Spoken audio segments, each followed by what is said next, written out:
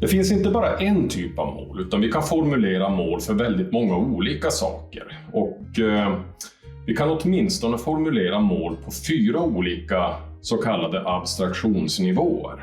Den första nivån kring vilket vi kan formulera mål, det är med resultaten av någonting. Det vill säga mål med ekonomiskt resultat, mål med försäljning, mål med personalomsättning, mål med kundnöjdhet etc. Det vill säga att resultat är ett slutligt utfall av en massa aktiviteter och händelser och prestationer som i bästa fall då leder till det här önskvärda utfallet. Och när vi sätter ett resultatmål så anger vi helt enkelt vilket resultat önskar vi att uppnå och ska vi anstränga oss för att uppnå under en viss given tidsperiod. En andra abstraktionsnivå kring vilken vi kan formulera mål handlar om våra prestationer, individuella och gemensamma prestationer. Och det handlar helt enkelt om med vilken kvalitet och kvantitet vi utför våra olika typer av arbetsuppgifter.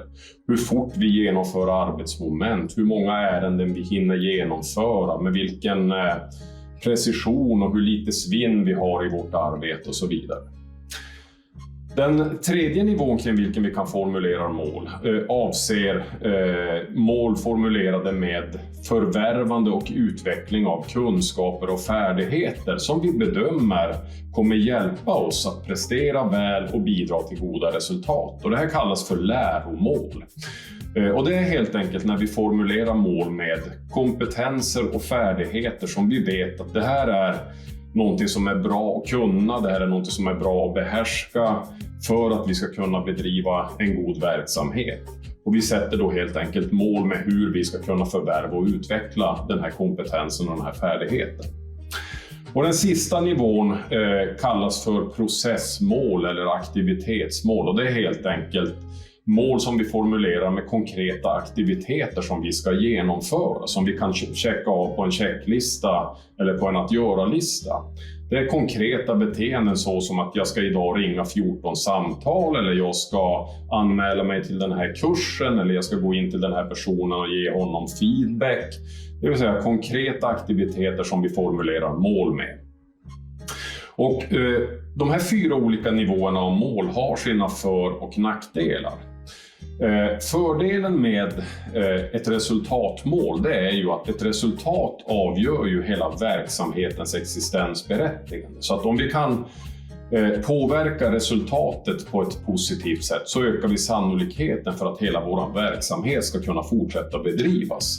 Om vi tjänar pengar eller räddar människoliv eller vinner fotbollsmatcher så har vi helt enkelt skapat bättre förutsättningar för att få fortsätta med det som vi håller på med. Och därför så sätter vi ju ofta mål då med resultat naturligtvis, eftersom det är det som är själva kärnverksamhetens syfte. Och i den mån vi har en direkt möjlighet att påverka resultatet, där den enskilda individen känner att mina ansträngningar, mina beteende, det kopplar an direkt till det slutliga resultatet. När jag känner att jag har kompetens och vetskap kring precis vad jag behöver göra för att jag ska påverka resultatet, då är resultatmål alldeles ypperliga. Men i många verksamheter så är det en ganska komplex företeelse det här med resultat. Där ett resultat beror på och påverkas av väldigt många variabler som vi kanske delvis känner till, men också vissa som ligger utanför vår egen kännedom. Och ju mindre direkt kontroll vi har över utfallet på ett mål, desto sämre kommer det här målet att fungera för att påverka individens faktiska handlande och ansträngningar. Så en ganska bra tumregel, det är att om det finns en direkt koppling mellan ansträngningar och beteenden och det finns en kompetens hos medarbetare där man vet vad man behöver göra för att nå goda resultat, då kan man jobba med resultatmål.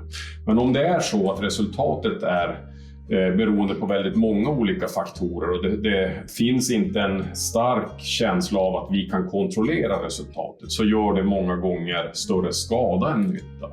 Och då är det alltså oftast bättre att lägga sig lite längre ner. Till exempel på läromål, vilket forskningen har visat är en utmärkt nivå att formulera mål kring. Där vi helt enkelt identifierar färdigheter, kompetenser, kunskaper som vi behöver förvärva och utveckla och som vi bedömer kommer hjälpa oss att göra goda resultat och prestera väl.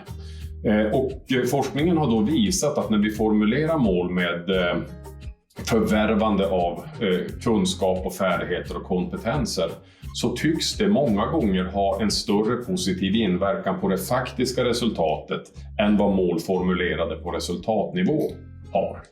Och med utgångspunkt i vilka mål vi än formulerar så kan man alltid också formulera mål på process- eller aktivitetsnivå, för det har vi mest direkt omedelbar kontroll kring.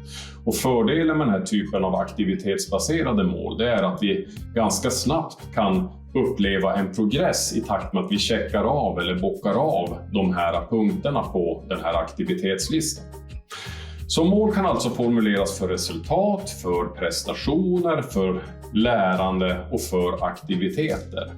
Och ju mindre direkt kontroll vi har för att påverka ett resultat, desto bättre att hålla målformuleringarna på nivån lärande och aktiviteter.